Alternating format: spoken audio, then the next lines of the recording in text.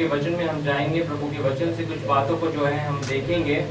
और जब हम परमेश्वर के वचन में जब हम जाएंगे तो आइए हम परमेश्वर के सम्मुख हम प्रार्थना में जाएं, प्रभु से प्रार्थना करें कि परमेश्वर हमारी सहायता करे, प्रभु हमारी अगुवाई करे कि हम प्रभु के वचन को जब सुनते हैं तो उसकी आत्मा के से भरकर हम उसके वचन को सुनने वाले हो सके। आइए हम अपने आंखों को बंद करेंगे, प्रभु के सम्मुख हम जाएंगे।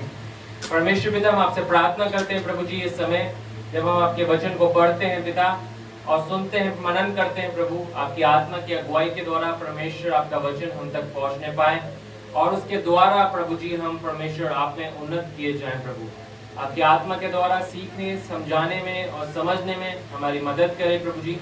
और परमेश्वर प्रभु जी होने दे प्रभु, हमारा पूरा ध्यान आपकी ओर लगने वाला हो सके। यीशु मसीह के नाम से मांगते हैं, आमीन। आइए हम प्रभु के वचन से हम निकालेंगे। आज से हम एक नया विषय जो है आरंभ करेंगे और जो हमारा विषय जो है कन्फेशंस ब्रिंग्स विक्ट्री। जब हम अपने मुंह से अंगीकार को करते हैं वो हमारे जीवन के अंदर विजय को लेके आता है। आमीन। अंगीकार विजय को लेके आता है, मगर सवाल यह है कि किस प्रकार का अंगीकार हमारे जीवन के अंदर विजय को लेके आता है। ऐसी क्या बातें जो हैं हम अपने मुंह से बोलें जो हमारे जीवन के अंदर विजय को लेके आए, क्योंकि परमेश्वर के वचनों के अंदर कुछ सिद्धांत पाए जाते हैं और जो वचन के अंदर सिद्धांत पाए जाते हैं वो हमारे जीवन के अंदर क्या है, विजय को लेके आते हैं, विक्ट्री को लेके आते हैं, अगर हम उसे पूरी रीति से फॉलो करें। अगर हम परमेश्वर के वचन को पढ़ते हैं केवल मगर उस पर चलते नहीं हैं तो हम किस व्यक्ति के समान है जो अपने घर को बालू पे बना रहा है। यीशु मसीह ने कहा, मेरे लोग जो कौन है, मेरी माता मेरे भाई कौन है, कौन समझदार लोग हैं, वे लोग हैं जो मेरी बात केवल सुनते ही नहीं मगर उनको क्या है, मानते भी हैं। तो एक कन्फेशन जो हम करते हैं उसके विषय में आज हम परमेश्वर के वचन से हम सीखेंगे। आइए प्रभु के वचन से निकाले नीति वचन उसका 18 अध्याय और उसका हम 21वां पद हम पढ़ेंगे। नीति वचन उसका 18वां अध्याय हम निकालेंगे और उसका हम जो है 21वां पद हम पढ़ेंगे। और आज का जो संदेश है और आने वाले समय में जो भी इससे संबंधित हम शिक्षाएं प्राप्त करेंगे प्रभु के वचन से, मैं आशा रखता हूं कि ये वचन जो है हमारे जीवन में उन्नति का कारण बनेगी। आमीन। नीति वचन 18 अध्याय और उसका 21वां पद यहाँ इस प्रकार से लिखा हुआ है, जीव के वश में मृत्यु और जीवन दोनों होते हैं और जो उसे काम में लाना जानता है वह उसका फल भोगेगा। यानी कि परमेश्वर का वचन पुराने नियम से ही इस बात को बताते आया है कि हमारे जीव के वश के अंदर क्या है, मृत्यु और जीवन दोनों ही है। और मृत्यु की बातें भी हम अपने जीवन से कर सकते हैं और अपने जीवन से जो है हम जीवन की बातें भी कर सकते हैं। और प्रभु ने कहा कि मृत्यु की जीव के वश में मृत्यु और जीवन दोनों होते हैं।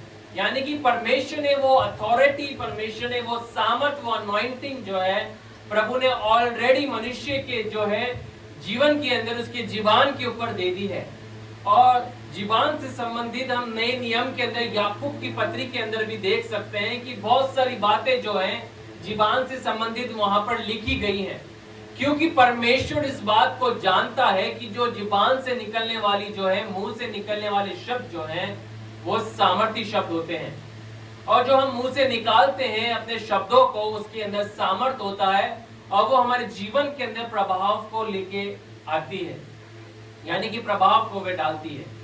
तो आज हम परमेश्वर के वचन से इन्हीं बातों को हम देखेंगे कि जीवन के वश में मृत्यु और जीवन दोनों होते हैं और जो उसे काम में लाना जानता है वो उसका क्या है, फल भोगेगा।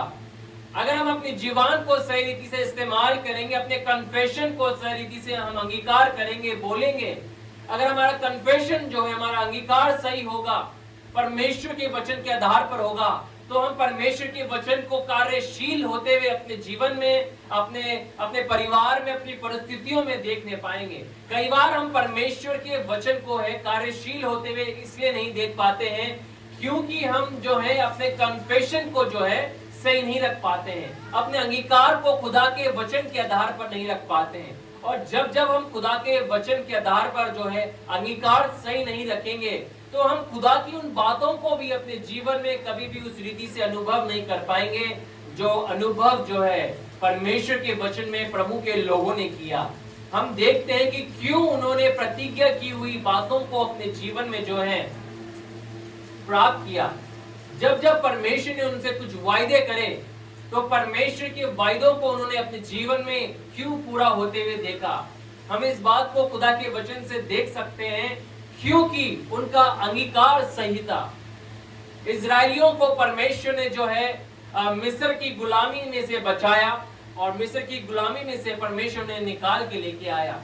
और जब परमेश्वर जो है कुछ भेदियों को वहां पर भेजता है तो हम इस बात को हम उस और नहीं जाएंगे डिटेल में, क्योंकि हम सब इस बात को जानते हैं, क्योंकि परमेश्वर के वचन में हमने कई बार इसको पढ़ा भी है और सीखा भी है कि वो जब भेदिए भेजे गए और वे जब लौट के आए तो केवल यहोशू और काले भी थे जो अच्छी बातों को बोल रहे थे, जो इस बात को अंगीकार कर रहे थे कि परमेश्वर जो है हमारे को वो देश दे चुका है।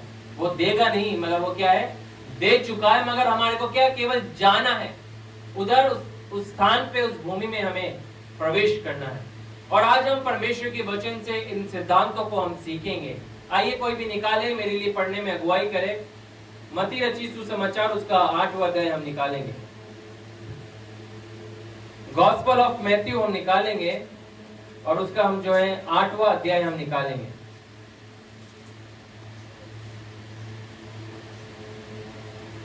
मत्ती रची सुसमाचार उसका 8वां अध्याय और उसका 5वां पद से पढ़ना हम जो है आरंभ करेंगे।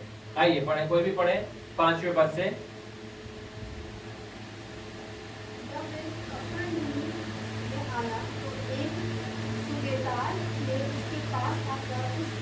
विनती की, हे प्रभु मेरा सेवक घर में लकवा हो बहुत दुखी पड़ा है। उसने उससे कहा, मैं आकर उसे चंगा करूंगा।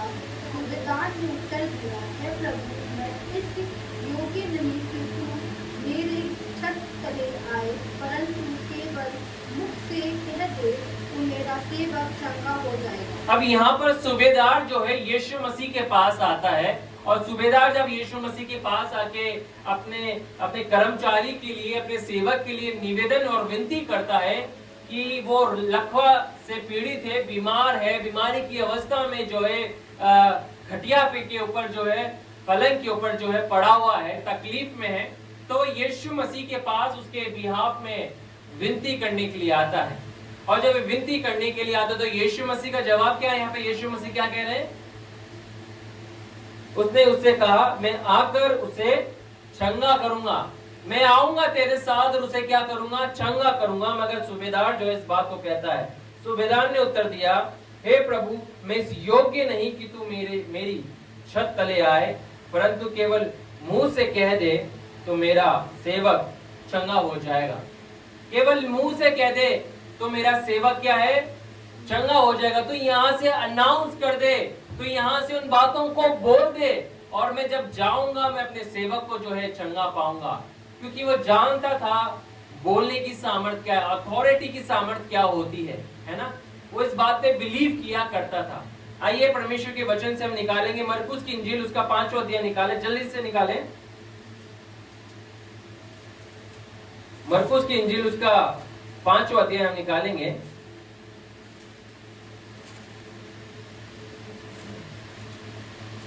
और उसका हम जो है कोई भी पढ़े 25वां पद से पढ़ना आरंभ करें। Gospel of mark chapter 5 versus 25।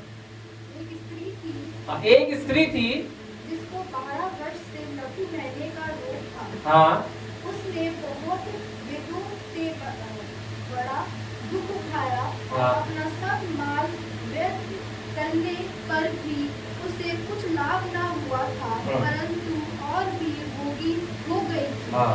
वे यीशु की चर्चा सुनकर भीड़ में उसके पीछे से आई और उसके वस्त्र को छू लिया, क्योंकि वह कहती थी, यदि मैं उसके वस्त्र को छू लूंगी तो चंगी हो जाऊंगी। क्योंकि वो कहती थी, है ना, वो कहती थी इस बात को जो विश्वास करती थी। इसलिए मैंने कहा कि विश्वास जो हम करते हैं, हम सब खुदा के वचनों के ऊपर विश्वास करने वाले लोग हैं, परमेश्वर के वचन को पढ़ने वाले लोग हैं, मगर जो हम विश्वास कर रहे हैं, क्या हम उसे सही रीति से अंगीकार कर रहे हैं या नहीं कर रहे हैं, या अंगीकार कर रहे हैं तो हम किस रीति से अंगीकार कर रहे हैं, और उसके विपरीत कहीं हमारा जीवन तो नहीं है जो हम अंगीकार कर रहे हैं। ये स्त्री क्या कर रही है? वो अंगीकार कर रही है कि जब भी मैं यीशु के वस्त्र को छूंगी, जैसे मैं यीशु के वस्त्र को मैं छूंगी तो क्या हो जाऊंगी? तुरंत मैं चंगी हो जाऊंगी। और उसने क्या किया? यीशु के वस्त्र को छुआ। जो वे अंगीकार करती थी, जो वे विश्वास करती थी, जो वे बिलीव करती थी, जिस बात को निरंतर बोल रही थी कि मैं यीशु के पास जाऊंगी, यीशु के वस्त्र को मैं छू लूंगी तो मैं तुरंत ठीक हो जाऊंगी। ये बीमारी जो मेरा पीछा नहीं छोड़ रही है, ये तकलीफ जो मेरा पीछा नहीं छोड़ रही है, डॉक्टरों के पास मैंने बहुत सा पैसा जो है मैंने इस बीमारी से निजात पाने के लिए, चंगाई पाने के लिए जो है उड़ा दिया, मगर चंगाई मुझे नहीं मिली।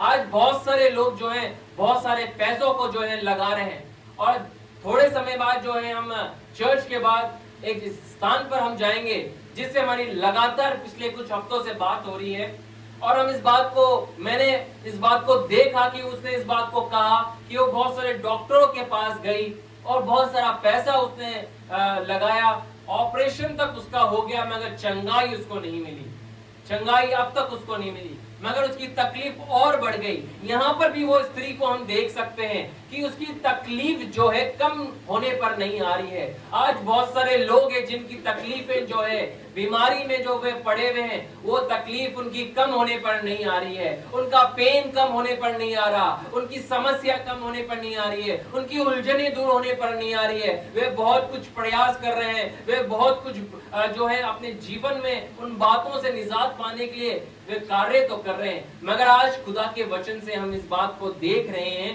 कि विश्वास जो हम करते हैं उसका एक कन्फेशन हमारा कैसा है। क्योंकि कन्फेशन जो होता है, अंगीकार जो होता है, एक सही अंगीकार जो होता है, वो हमारे जीवन के अंदर जो है क्या लेके आता है? छुटकारे को लेके आता है, क्षमा को लेके आता है, चंगाई को लेके आता है।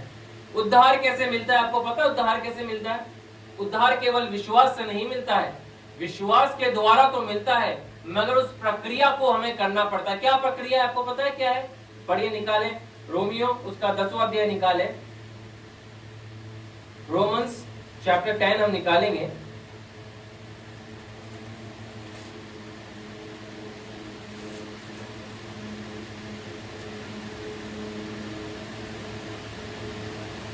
आठवें पद से पढ़ना आरंभ करें।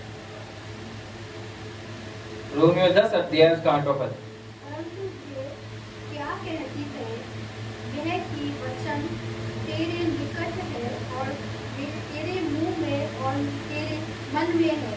ये वही विश्वास का वचन है जो हम प्रचार करते हैं कि यदि तू अपने मुंह से यीशु को प्रभु जानकर अंगीकार करे और अपने मन में विश्वास करे कि परमेश्वर ने उसे मेरे मरे हुओं में से जिलाया, तो तू निश्चय उद्धार पाएगा। अब जो है पौलुस इस सिद्धांत को बोल रहा है कि उद्धार का जो कन्फेशन हमारा कैसा होना चाहिए। 9वां पद में लिखा हुआ है, मैं पढ़ देता हूँ कि यदि तू अपने मुंह से यीशु को प्रभु जानकर अंगीकार करे और अपने मन से विश्वास करे कि परमेश्वर ने उसे मरे हुओं में से जिलाया, तो निश्चय उद्धार पाएगा। उद्धार कैसे पाएगा?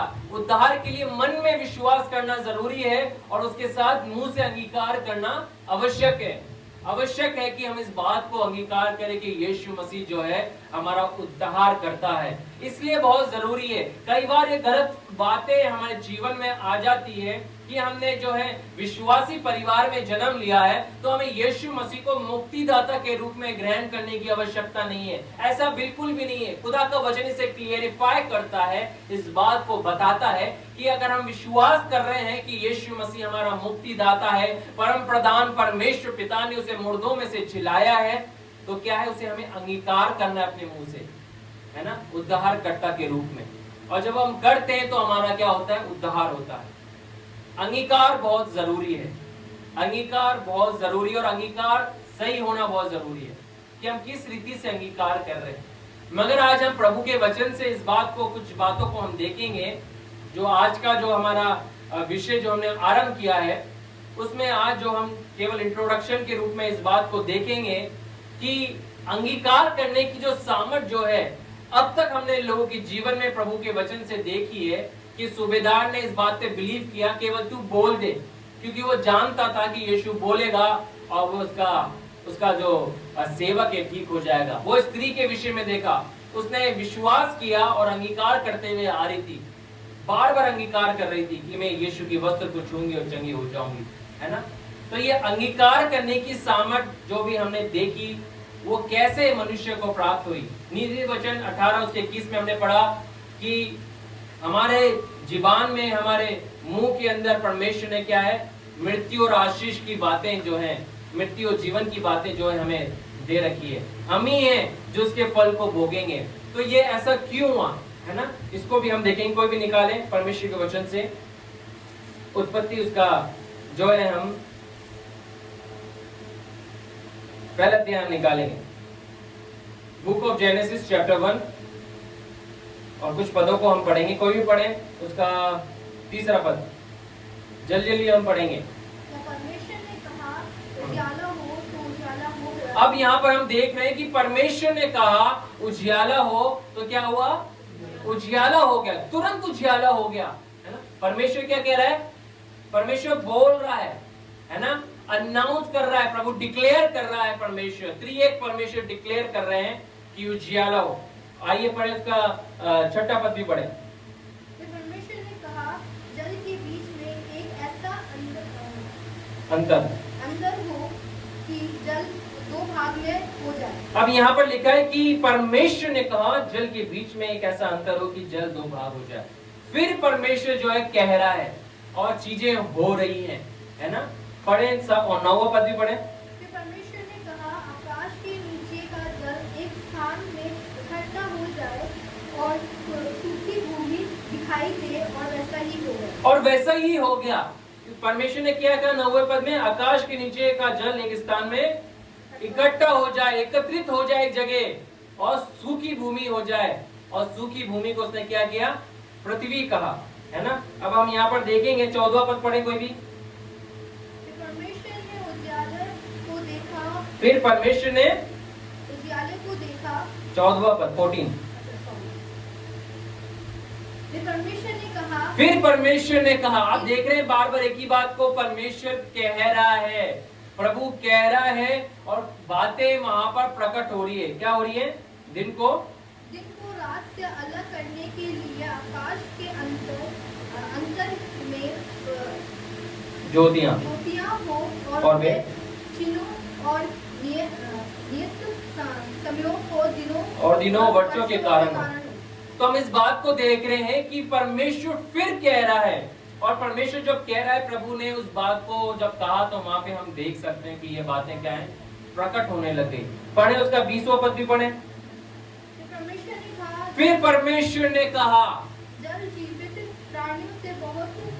जीवित प्राणियों से बहुत बढ़ जाए, और पक्षी पृथ्वी के ऊपर आकाश के अंतर में पड़े, उड़ने लगे, है ना। वहां पर हम देख सकते हैं जल भर जाए, है ना, और आकाश में पक्षी उड़ने लग जाए। परमेश्वर कह रहा है और बातें प्रकट होती चली जा रही हैं, है ना। 24वां पद पढ़ दें,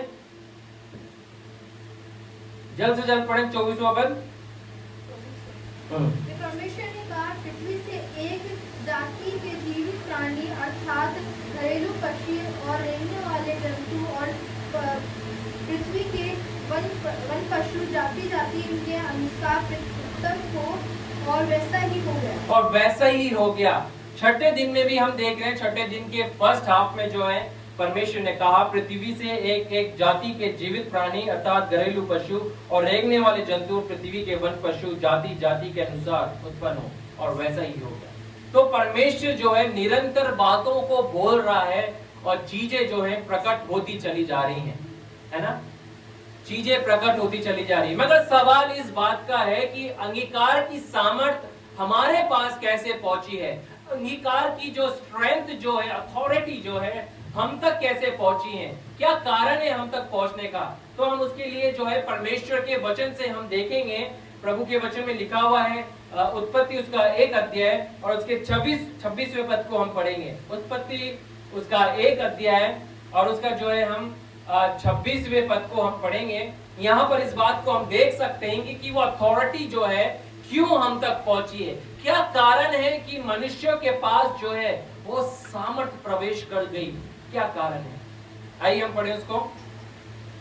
फिर परमेश्वर ने कहा, हम मनुष्यों को अपने स्वरूप के अनुसार अपनी समानता में बनाएं और वे समुद्र की मछलियों और आकाश के पक्षियों और घरेलू पशुओं और सारी पृथ्वी पर और सब रेंगने वाले जंतुओं पर जो पृथ्वी पर रेंगते हैं अधिकार रखें। परमेश्वर ने क्या कहा, आओ हम मनुष्यों को अपने स्वरूप के अनुसार अपनी समानता में बनाएं। 27वें पद में क्या लिखा है, तब परमेश्वर ने मनुष्य को अपने स्वरूप के अनुसार उत्पन्न किया, अपने ही स्वरूप के अनुसार परमेश्वर ने उसको उत्पन्न किया, नर और नारी करके